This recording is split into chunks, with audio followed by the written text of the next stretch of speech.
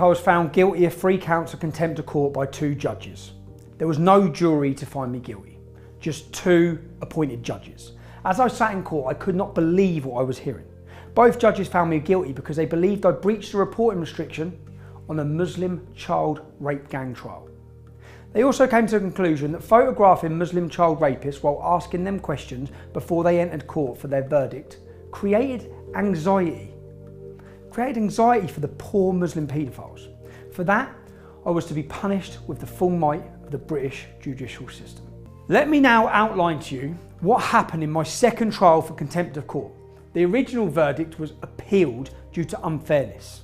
And allow the appeal against that finding for the detailed reasons set out in the judgment, essentially because the process was flawed. There were no charges for prejudicing the case or potentially collapsing the trial, as the media continued to push out.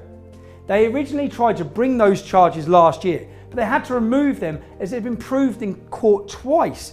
Nothing I said in my live stream could have prejudiced the jury. One charge was for breaching a reporting restriction, and the other 2 charges were for photographing the defendants when entering court and, according to the judge, aggressively questioning them.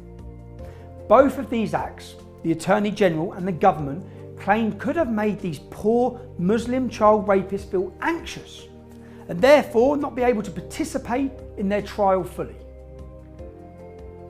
This is despite the fact that the trial was already finished. It was over, so they had nothing to participate in.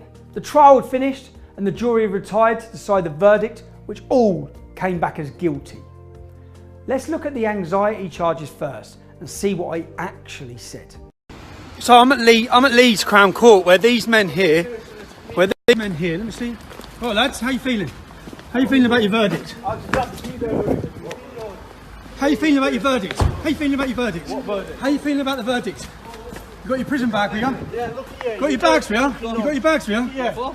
How you feeling about the verdict? Oh, I suck your mum's funny. Yeah, You got no guilt. Is there any guilt? Is there any guilt, mate? Is there any guilt? Fucking dad, you son of a bitch. Oh, mate, how you doing, you alright? Your wife's a prostitute. My wife's a prostitute.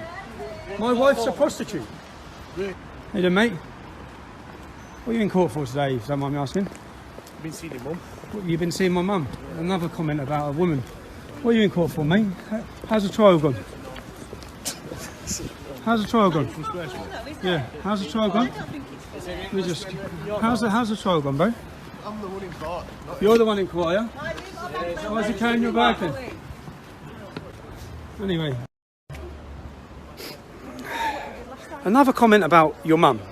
That's every single alleged person who's walked into... Cheers, mate, thanks. Every single alleged person who's walked into court today has made sexual references about women. What was it? Which one? Oh, mate, what are you in court for? Fuck yourself. What's that? What are you in court for? Come on, mate. Why did you just touch him? This is the verdict. So the trial's ended, the jury are making their mind up, and this is the verdict. This is the verdict today. Quick 2 minutes with you. Are you going to arrest me? Michael is going to explain what's going to happen next, right? Am I being arrested? I am being arrested. Causing a breach of peace. I've caused a breach of peace. I'm being arrested. But the content of what you're Can we just say streaming. The content of what I'm streaming, I'm being arrested for breach of the peace. I'm being arrested for breach of the peace. You've all watched this. You've all watched this. You've all watched this. You've all watched this. Can you get me a solicitor? Can you get me a solicitor? Can you just turn off your live Can feed? you get me a solicitor? Turn off your live feed, please. Yeah? Do you understand what I've just said? No, can you explain it again? Causing a breach of the peace. What does that mean? What does that mean, officer? What does that mean, officer? What does that mean, officer? What does that mean? What does that mean? What does that mean? I've been told that from the feed on my Facebook. So to be clear, the questions I actually asked him was the following. All right, lads, how you feeling? How are you feeling about your verdict? All right, mate, how are you doing? Are you all right? Hello, mate, what are you in court for today? If you don't mind me asking. How's the trial gone, bro? As you can see, I was actually very polite despite some of the disgusting abuse that was thrown my way. By claiming that these questions were in any way aggressive, the judge and the prosecution have simply lied in open court. They've lied in order to back up this ridiculous charge of anxiety. Now, these monsters have been previously kidnapping and raping young children in gangs for years, in full view of everyone, including social services and the police force. They don't sound like the anxious type to me. One of them pushed me in the chest and told me to go fuck myself, when I simply said, "All right, mate, what are you in court for today?" The other 3 child rapist monsters, coincidentally, all made disgusting, vulgar sexual references about female members of my family. But one thing was for sure, none of them looked even remotely anxious. How are you feeling about the verdict? Oh, I suck your mum's fanny. You've got no guilt. Is there any guilt? But according to the Attorney General and the judge, I was aggressive. And in the words of the prosecution, I molested them as they entered the court. Molested them. These are the guys that have molested and raped children for a decade. Is the Attorney General making some kind of sick joke? Now let's quickly take a look at me entering the Old Bailey for my court case. Tommy Robinson, are you finally going to face justice for potentially collapsing his trial? I didn't potentially collapse any trial. I'm actually not in charge. I'm not on trial for potentially collapsing a trial. My charge is causing anxiety to the men walking into court by putting cameras and asking them questions. Exactly what you've just done to me is what I face contempt of court for. Exactly this. Do you think this is causing me anxiety? Look at your actions. That's what I'm facing trial for. I didn't act this way. This is a facade. The whole public know that. That's why the public are here to support me. No, I didn't nearly collapse. That's a lie. You're lying. I didn't nearly collapse. The judge's words in that case, nothing I said could have caused prejudice to jury. Nothing. That's the judge's words. Read the transcript. Do your job as a journalist. Were you in contempt of court? No, I wasn't. That's why I was released from prison. The whole case was unlawful. Now, this is politically motivated persecution by a government who want to silence me. That's what this is. What do you think about the fact they brought these charges back? I think it tells everyone the fact. Look at what's happening here. Can you see this? Look, I'm in court for causing them anxiety. Look at all these cameras, look at all these journalists. Yes, that's right. I was on way into court just like those Muslim child rapists were. Lucy Manning from the BBC blocked my path along with multiple other journalists and media cameramen. She was far more aggressive in her line of questioning, even assuming my guilt, which you're not allowed to do. Tommy Robinson, are you finally going to face justice for potentially collapsing his trial? The media swarmed around me with cameras and microphones in my face. In fact, if you look at the press surrounding me in that video, it was 10 times more likely to cause someone anxiety than the polite, soft questions that I asked a Muslim rapist at Leeds Crown Court. Remember, I was completely on my own. Me and my phone. On Thursday, for the first day of my trial, every single newspaper published a picture of me entering court that morning. According to the Attorney General, that is now contempt of court. We played that video in court as evidence, along with many others like Rolf Harris being pretty much crushed by the press on his way into court.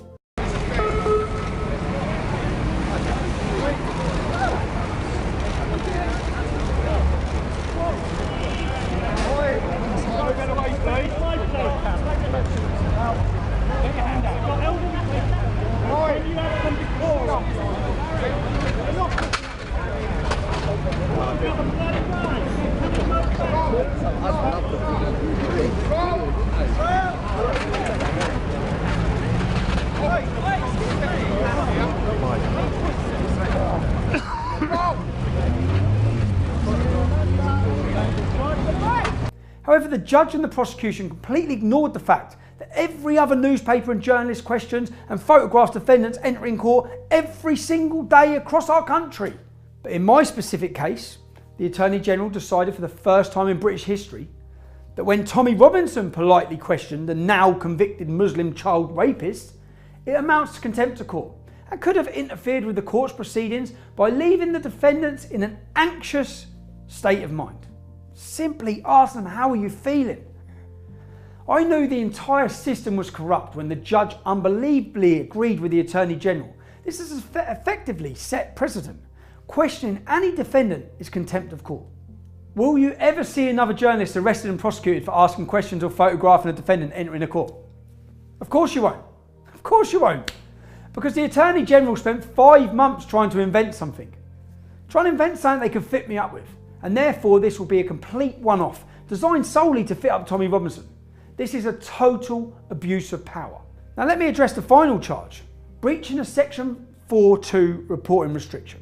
Because previously I was ignorant of the rules around contempt of court, I decided to privately pay for media and contempt of court training from Kingsley Napoli, who are one of London's leading law firms.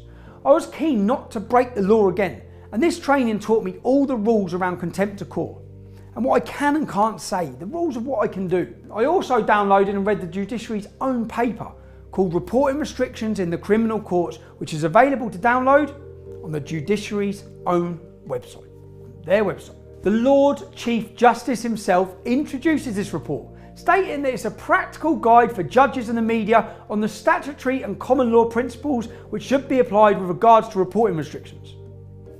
If you simply go on Google reporting restrictions in criminal courts, you can read it for yourself. It's the very top link. So let's start with these guidelines on the judiciary's website. Reporting restrictions impose a potential criminal liability on media, editors or journalists, and for that reason, the judiciary's guide lays down specific requirements that the court must follow in the event of a restriction. They must follow. Must! The details of any restriction must be shown on the court listing online, the court screens, and also posted on the doors of the court. Court staff need to respond positively to any request for assistance in relation to the existence of or the specific terms of a restriction if one exists. As you can see from the outline court listings the day before I attended Leeds Crown Court, they mentioned that the jury had retired, but crucially, there was no mention of any reporting restrictions still in place. This led me to think that as the trial had finished and the jury had retired for the verdict, then the restriction may have been lifted. When I turned up to court that morning, I decided to go into court and ask a member of staff if there was still a reporting restriction on the case. As the prosecution witness confirmed in court, he told me he did not know of any reporting restriction on the case and did not provide me with the details of one as is the required in the judiciary's guidelines. My cameraman also went into court and took a picture of the screen and looked at the door to the court, both of which also had no notification of any reporting restriction. The Attorney General, on reading my statement, then tried to disprove it by interviewing the manager of Leeds Crown Court. Unfortunately for the prosecution, she actually confirmed everything I said. In her words, they had failed to adhere to legal guidelines. And in fact, the details of the reporting restrictions were never even uploaded onto the court system at all during the entire trial. The contempt of court law is so out of date it was set before the invention of the internet. The high degree of confusion around guidelines and reporting restrictions led the Law Commission to conduct a 6-month review and recommendation paper back in 2014. The Law Commission found that the rules and guidelines are extremely confusing and could lead to a journalist mistakenly landing in contempt of court. Their sole recommendation from their 6-month review was that the government create one national website that details all of the trials with reporting restrictions placed. This would allow the media, journalists and members of the public access to fully understand what can and cannot be reported on any restricted trials. 5 years on, and they've continued to ignore that recommendation. I'll tell you why they have not followed a completely sensible and extremely easy to implement recommendation. That is because the public would then be able to see the sheer number of these secret Muslim rape gang trials that the government are so desperate to hide. This charge is so laughable that even in the Attorney General's skeleton committal proceedings against me, it referenced a precedent from 1997. It was a case on reporting restrictions against newspaper publishing PLC, where it was decided that, and I quote, this is from a precedent, "No one should be in peril of suffering a criminal penalty for contempt unless the order which he is said to have infringed is clear." Even if I breached the supposed order, the fact that Leeds Court admitted to failing to follow up the required notifications on the order or provide any details when I asked that day means they failed in their duty to inform me of any restriction, let alone make the details clear. The crucial point though is that all of this is actually irrelevant. And the prosecutor just used it as a distraction tactics in court because I didn't even breach the reporting order in place on that day. The fact that the trial had come to an end and the failure of the court to notify the public of the existence of an order led to me to believe it was no longer in place. Given how much the government have it in for me, I decided it would still be wise still not to risk breaching one. During my training and studying the judiciary's own guidelines, their own guidelines issued for judges and the media on reporting restrictions, it mentioned one critical point, which I followed to the letter. The crucial piece of law in the judiciary's own guide that was approved by the Lord Chief Justice himself can be found on page 27. The law states, and I quote, Courts have no power under Section 4.2 to prevent publication of material that is already in the public domain. On that day at Leeds Crown Court, I read details of the defendants and their charges from an already published BBC article that is still visible on their website today. It was material that was already in the public domain prior to the reporting restriction, and therefore, according to the judiciary's own guidelines, could not form part of any reporting restriction. I referenced this several times on my live stream and stated that I was only referencing information already in the public domain. I told Judge Marston this instantly. In the original case at Leeds, they failed to make clear any detailed notifications of a reporting restriction on the case, which according to the legal precedent would mean they cannot hold me criminally liable. But crucially, I followed the judiciary's own guidelines, which have been available on their website for the past 4 years and approved by the Lord Chief Justice himself. I only discussed information on that live stream that was already in the public domain. This information could not have been part of a reporting restriction according to the judiciary's own guide. I had paid for training and read pages of documentation on the court's own website to ensure I never fell foul of contempt of court. Do you know what the government lawyer's response to that defence in court? Do you know what he actually said? Unbelievably, he said that the guide to reporting restrictions, which has been published on the judiciary's own website and has a foreword from the Lord Chief Justice himself, was wrong. That's it, he said it was wrong. I couldn't actually believe it. But the prosecution's entire case was that it did not matter that I followed my training, that I spent hours reading and learning the judiciary's guide for reporting restrictions and followed it to the letter. They simply said that the legal guide which I followed from their website was in fact wrong. So I breached the order. My government were going to get an end result no matter what. A prosecution finding me guilty no matter what, and that's what they got. All of the details I've discussed here were raised by my barrister in court. Have you read about any of these points in any of the press reports of my trial? Of course you haven't. It just highlights how corrupt the entire system is and how the mainstream media are just propaganda puppets for the governing establishment. Last year, Leeds Court broke every single legal procedure possible. They refused me my own legal representation, did not even tell me what I was accused of doing, did not ask me to plead guilty or not guilty. Instead of letting me speak, they sentenced me to 13 months prison in a 10-minute trial. Something you could imagine being held in North Korea. It was rightly thrown out on appeal after I had already spent nearly 3 months in solitary confinement. Judge Marston decided that day that I needed to be immediately removed from the street and sent to prison within minutes.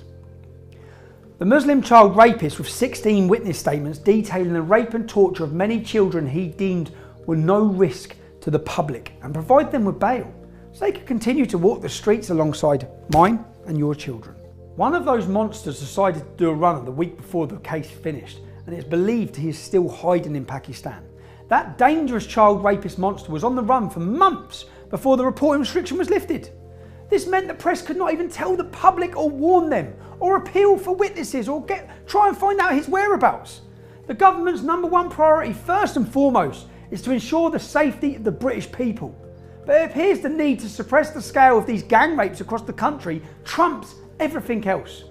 This scumbag rapist is still free and to this very day evaded justice thanks to Judge Marston. Do you know that no one in over 60 years has ever been in prison for a publication reporting breach? The judiciary's reporting restriction guidelines do not even mention prison. They reference the possibility of unlimited fines for journalists. Rod Liddell breached a reporting restriction in the Stephen Lawrence murder trial detailing the defendant's previous criminal record, which risked collapsing the entire murder trial. He weren't even prosecuted. Instead, the magazine he wrote the article for was fined £3,000. Journalists at the Daily Mail and the Daily Mirror both published prejudicial information on the Levi Bellyfield murder of Millie Dowler. It was so prejudicial that it collapsed the entire case. The jury had to be discharged. The journalists themselves were never prosecuted. Instead, the Daily Mirror and the Daily Mail were fined £10,000 for collapsing the entire murder trial. They actually robbed one of the victims of justice. A total penalty of £10,000. You couldn't make it up. I spent 3 months on solitary confinement already. They want to send me back to jail. This year, Arif Ansari, the editor for the BBC Asian Network, committed the most significant publication breach possible by revealing the identity of a child victim and witness in the Rotherham grooming gang trial. He done it live on air. Child sexual victims are afforded complete anonymity in the legal system for obvious reasons. I've personally spoken with this poor girl, and after the editor of the BBC Asian Network shared her identity on air, as a consequence, she was subjected to vile threats and intimidation by family and friends of these Muslim child rape monsters. The BBC were forced to make a payout in compensation to her to try and smooth it over. Arif was taken to court this year, but a judge decided he was not guilty of contempt. Although it caused this unfortunate child rape victim further trauma, it was just a mistake, according to the judge. Not guilty, according to the judge. £3,000 fine for risking the Stephen Lawrence murder trial. £10,000 penalty for collapsing an entire murder trial, and a not guilty for revealing a child rape victim's identity live on air, resulting in death threats. Now you can watch on Thursday when the corrupt British establishment will almost certainly try to send me to prison for the second time and make me the only person ever to be in prison for a publication reporting breach, despite not actually even breaching it according to their own guidelines. It has been proven in court twice that what I said could not have prejudiced the trial. The monsters were convicted and the case finished months ago. Look at these other more severe breaches which receive small fines or nothing at all, and then ask yourself why I received a 13-month prison sentence in a kangaroo court back in Leeds. That is because the British state's politically motivated attempt at shutting down dissident voices and generally trying to have me killed by Muslim gangs in prison. There can be no other reason why they moved me out of the complete safety in HMP Hull and onto the wing of the highest populated Muslim CCAT prison in the country. If a defendant is accused of a crime which could land them in prison for greater than 6 months, it is the law that he or she should stand in front of a jury of their peers to ensure fair justice. This contempt of court charge holds a 2-year prison sentence, yet they're refusing me a jury of my peers because they know full well that 12 ordinary people would throw this crock of shit straight out. This is a backdoor way that the Attorney General and the government can effectively sentence me to death in prison by bypassing a trial by jury. Even people who don't agree with my political views must be able to see how unbelievably corrupt this entire process is. The fact that the judges heard all of this in court and still came back within minutes to find me guilty of all 3 charges makes a complete embarrassment of the British legal system, which was once respected across the world. The fact that the government do not care how bent and corrupt this looks is even more worrying. The establishment has betrayed democracy on Brexit. Everyone needs to wake up and realise we're run by a handful of elites who are all connected and actually do not give a damn what the people actually want or vote for. They do not care that the British justice system looks like an absolute joke across the world. All they care about is getting what they want. We are run by nothing more than a globalist dictatorship. The British establishment spends its time virtue signalling about big bad Russia and China, stating that they have appalling human rights and are clamping down on free speech. You are the biggest bunch of hypocrites to walk this earth. The traitors that are running this country have destroyed it. They are removing our fundamental freedoms step by step, every single day. There are Islamic terrorists already serving 30 years in prison for being caught with guns, knives, IEDs. They were on their way to murder me. The British state has issued me with 9 Osman warnings, informing me that they have credible intelligence that Islamic extremists or far left extremists are plotting to murder me, my family. Despite this, they refuse to provide me any details of that intelligence and inform me that I cannot take steps to protect myself. If you have watched this video, you can see this is a complete sham prosecution. My legal team will look to appeal as soon as we have received the written judgment next week. This persecution has already cost over £115,000 in legal fees, and the cost will continue to escalate. I need to try and lodge an appeal so that they do not effectively work towards having me killed in prison. You can help support me towards these costs at tommyappeal.com. I can't thank those who have contributed enough and will be eternally grateful. I am Stephen Yaxley Lennon, but we are all Tommy Robinson. Never ever surrender yourselves to the enemies of free speech.